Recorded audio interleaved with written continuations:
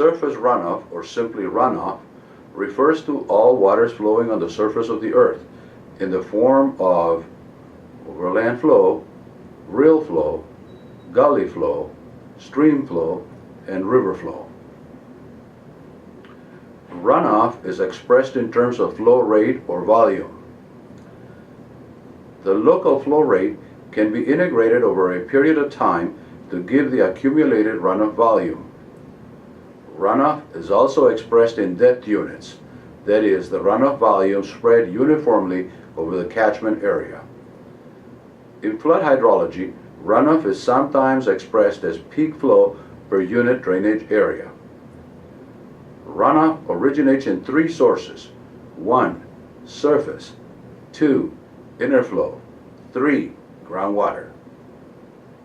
Surface flow is also called direct runoff.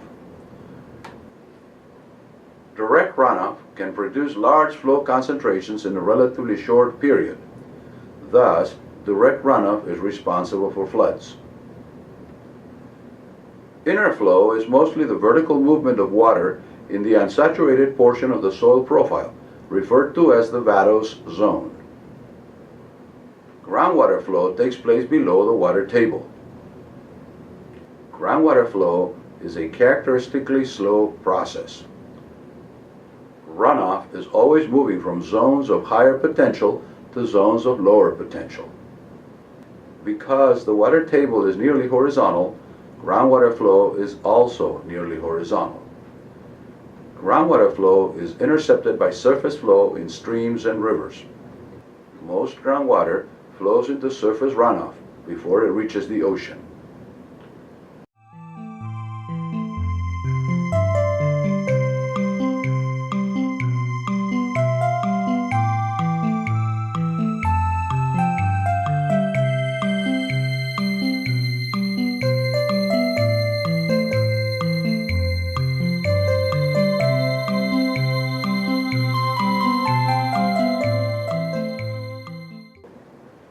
Streams classify into three types: perennial, ephemeral, and intermittent. Perennial streams are those that always have flow. During dry weather, the flow of perennial streams is base flow, consisting mostly of groundwater flow. Streams that feed from groundwater are referred to as effluent streams. Perennial and effluent streams are typical of subhumid and humid regions. Ephemeral streams flow only in direct response to precipitation. Ephemeral streams do not intercept groundwater and have no base flow. Ephemeral streams usually contribute to groundwater replenishment by seepage through their porous stream beds. Streams that feed into groundwater are referred to as influent streams. Channel abstractions from influent streams are referred to as channel transmission losses. Ephemeral and influent streams are typical of semi-arid and arid regions. Intermittent streams are those that have intermediate properties, behaving as either perennial or ephemeral, depending on the season. The yield of a catchment is the volume of water delivered annually to its outlet. Accurate estimations of base flow are important in yield hydrology. In flood hydrology, a knowledge of base flow is necessary to separate direct runoff from indirect runoff. Base flow is a measure of indirect runoff.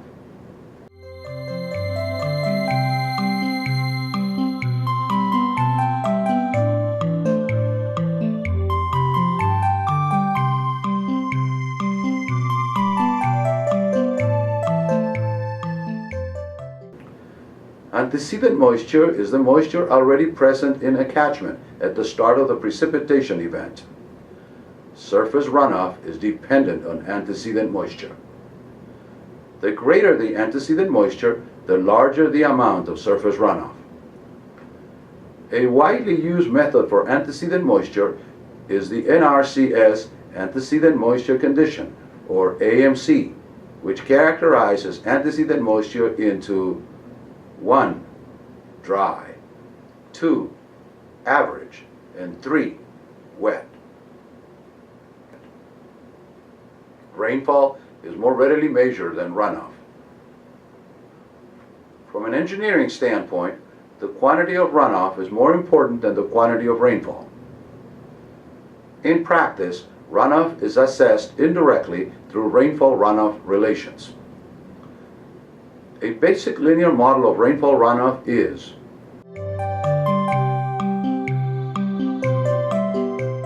in which Q is runoff depth, P is rainfall depth, P sub A is the rainfall depth below which runoff is 0, and B is the slope of the line. The NRCS runoff curve number method is a widely accepted nonlinear fit to rainfall runoff data. The method is conceptual, but based on empirical data.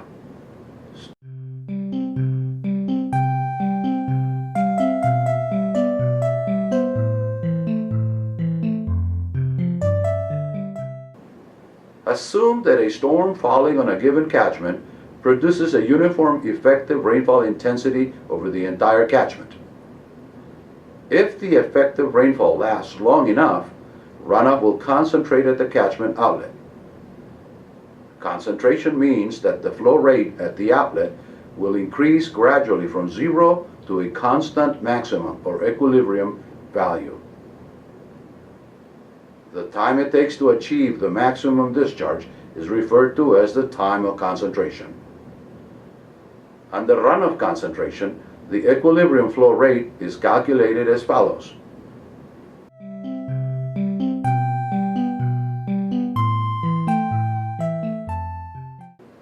In SI units, the equilibrium flow rate is, in which Q sub E is the equilibrium flow rate in liters per second, I sub E is the effective rainfall intensity in millimeters per hour, and A is the catchment area in hectares.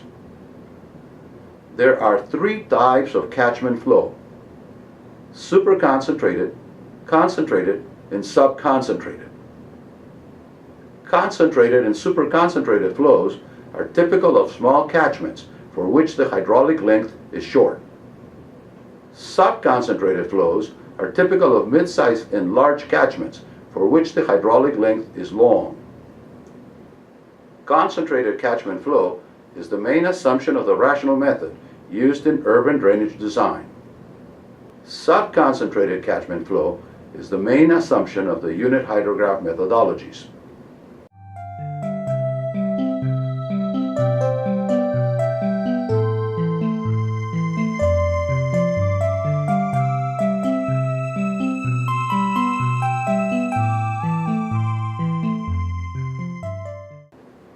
Time of concentration is the time it takes a parcel of water to travel from the farthest point in the catchment divide to the outlet.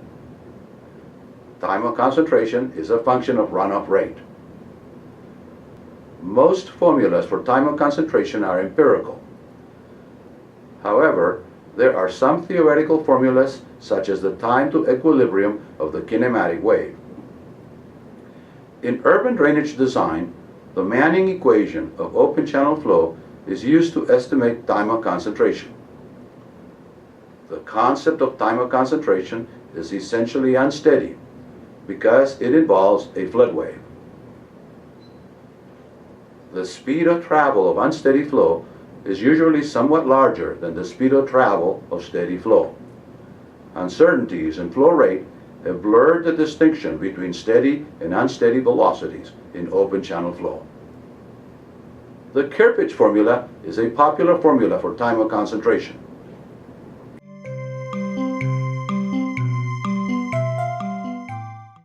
In which T sub C is the time of concentration in hours, L is the catchment length in kilometers, S is the catchment slope in meters per meter. The Hathaway formula is also popular.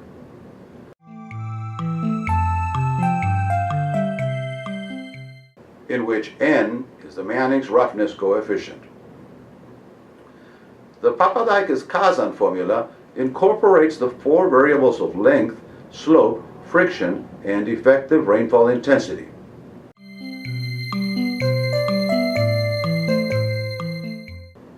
in which T sub C is the time of concentration in minutes, L is the catchment length in feet, N is Manning's roughness coefficient, S is the catchment slope in feet per feet, and I is the effective rainfall intensity in inches per hour.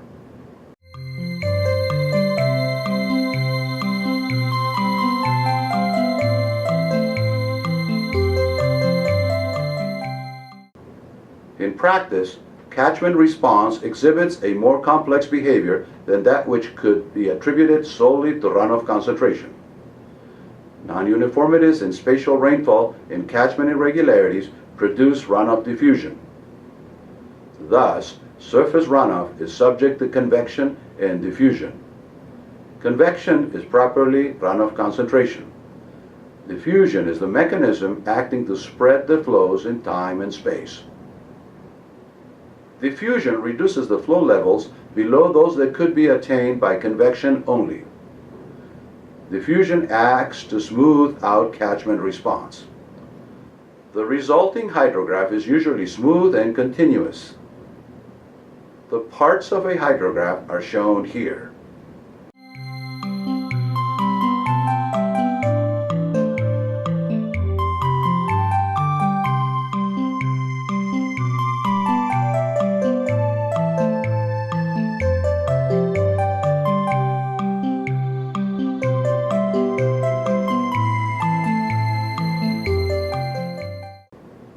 Mean flow depths vary from as little as a fraction of a meter to as large as about 60 meters for the Amazon, the greatest river in the world.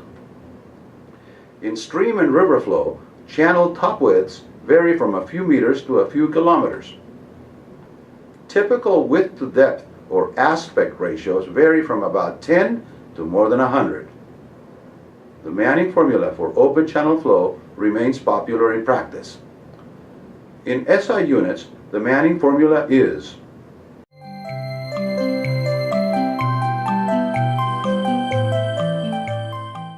the formula implies that the friction coefficient is a constant.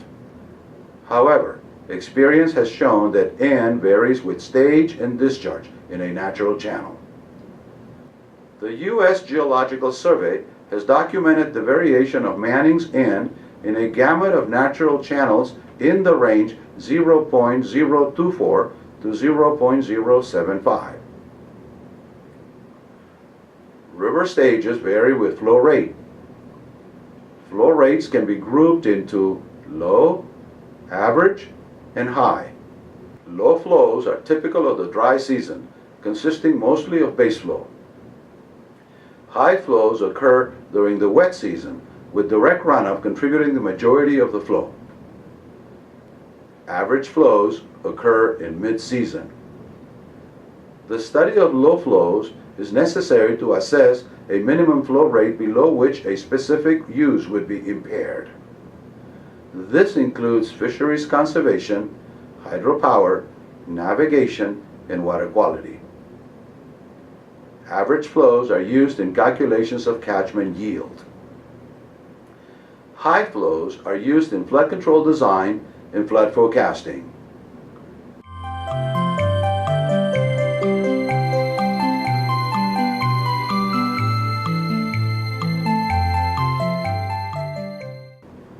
Given a sufficiently long prismatic channel, a single value relationship between stage and discharge at a given cross-section defines the equilibrium or normal rating curve.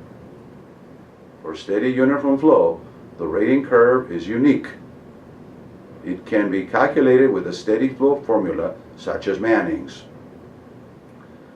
The property of uniqueness of the rating qualifies the channel reach as a channel control. Non-uniformities and unsteadiness can cause deviations from the equilibrium rating. Flood wave theory justifies a loop in the rating. However, the loop is usually small and may be neglected on practical grounds. Two other mechanisms have a bearing in the evaluation of stage-discharge relations: short-term and long-term Sedimentation effects. In the short-term effect, the amount of boundary friction varies with flow rate. During low flow, the bed friction consists of grain and form friction.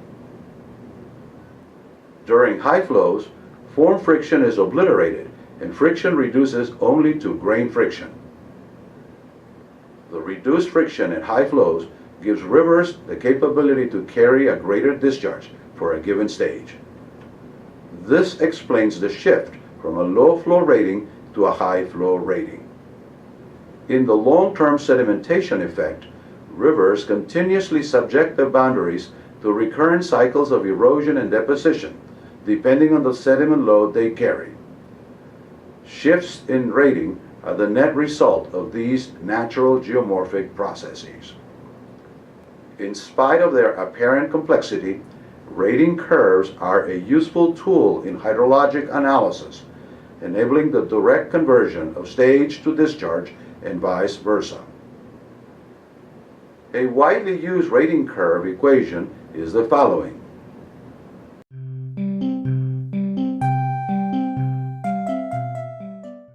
The proper value of reference stage H sub O is that which makes the stage discharge data plot as close as possible to a straight line on logarithmic paper. Values of the constants A and B are determined by regression analysis.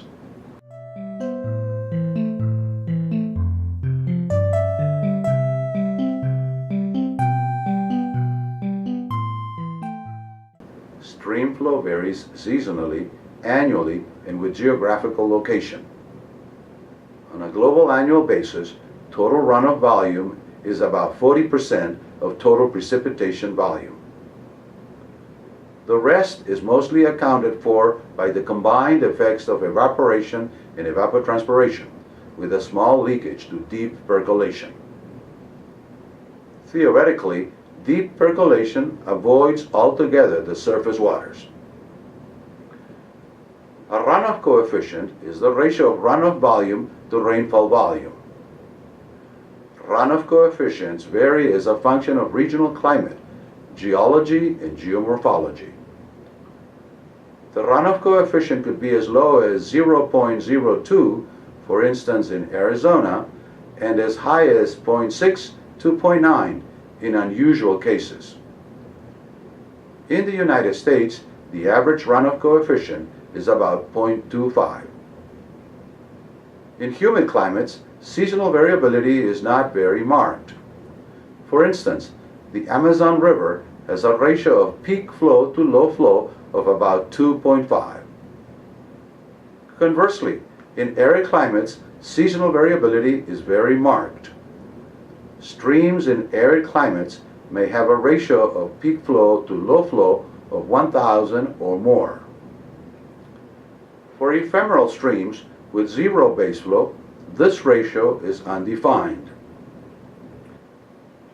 In humid climates, there are substantial contributions from groundwater to surface water throughout the year. In arid climates, the water table lies deep in the soil profile. Therefore, there is no contribution of groundwater to surface water. Groundwater reservoirs serve as the mechanism for the storage of large amounts of water, which are slowly transported to lower elevations. The process is slow and therefore subject to a substantial amount of diffusion. In humid regions, the net effect is a permanent contribution to surface runoff in the form of base flow. Annual streamflow variability is linked to the relative contributions of direct runoff and indirect runoff, the latter being largely base flow. During dry periods, rainfall goes on to replenish the catchment's soil moisture, with little of it showing as direct runoff. During wet periods, the catchment's storage capacity fills up quickly, and any additional amount is entirely converted into direct runoff. A possible line of inquiry is to focus on the mechanics of coupled surface runoff and groundwater flow. The phenomenon is very complex, with ample spatial non-uniformity. Over the past century, The reliance on statistics to compensate for the incomplete knowledge of the physical processes has led to the concept of flood frequency. In this approach, a flood series is extracted from the stream gauging data. The statistical analysis of the flood series allows the calculation of flow rates associated with selected frequencies. The procedure is limited by the record length, that is, by the number of years of data. For instance, a record length of 10 years would not be expected to produce an accurate value of the 100-year flood. Two variables help describe the geographical variability of streamflow: catchment area and mean annual precipitation. The volume available for runoff is directly proportional to the catchment area. However, this volume is limited by the available precipitation. Catchment area is important because larger catchments have milder overall gradients. This causes greater runoff diffusion, while at the same time increasing the chances for infiltration. The net effect is a decrease in peak discharge per unit area. Peak flows are directly related to catchment area.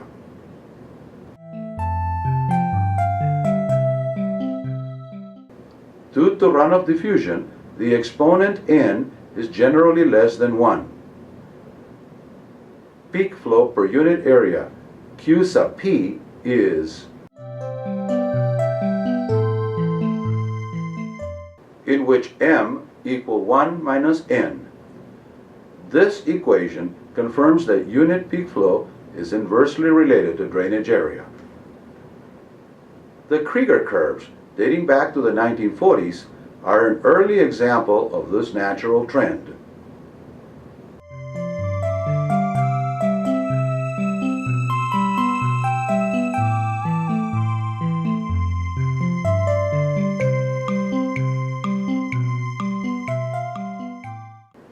The Krieger formula is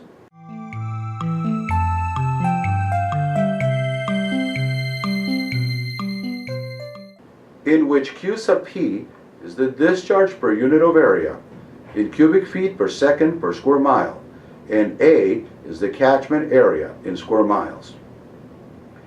Values of C in the range 30 to 100 encompass most of the data compiled by Krieger. This range can be taken as a measure of the regional variability of flood discharges. However, there is no connotation of frequency in the calculated results.